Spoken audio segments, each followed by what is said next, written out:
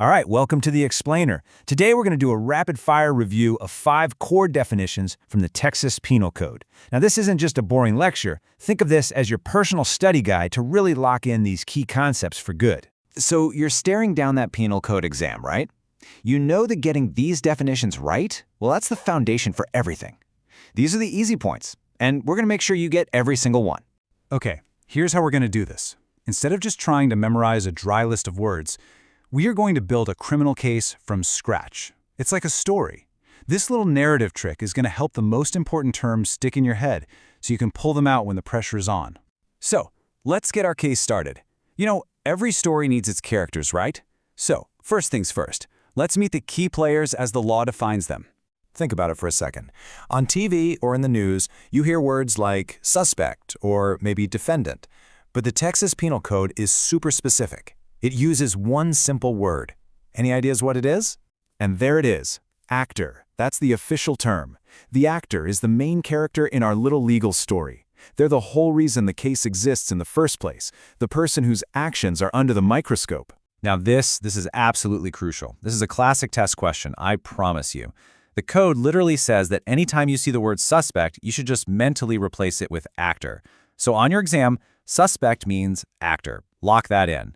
You know, what's really cool is how the code simplifies everything. It basically boils down everyone involved into just 2 main roles. You've got the actor, who we just talked about, and then you have literally everyone else. And they're all just called another. Seriously, that's it. It's the code's catch-all term for everybody else on the scene.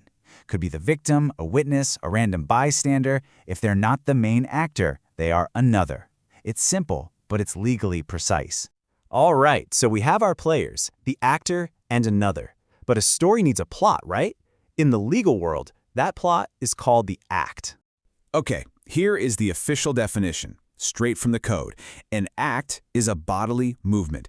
Seems simple enough, but trust me, the devil and the points on your test are in the details.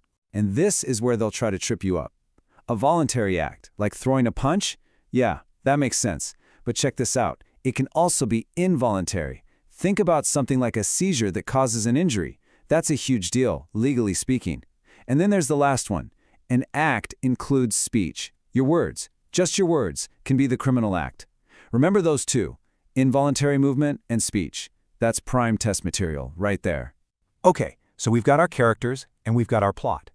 Now, let's just quickly look at 2 other terms you're going to see all the time that help define the context or the setting of our story. The term agency is basically a legal shortcut. You need to know this one.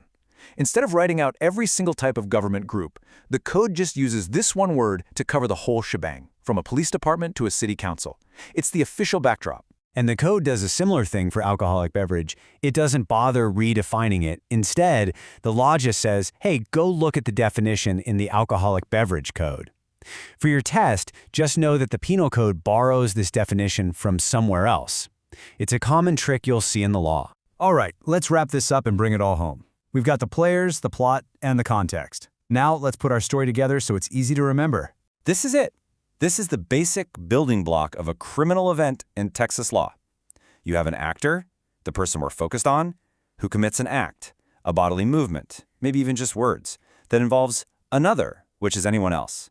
Actor, act, another. That's the core story. So when you're hitting the books, don't just see a random list of words. See this story. The characters are the actor and another. The action is the act, and the other terms, like agency, they just fill in the background details.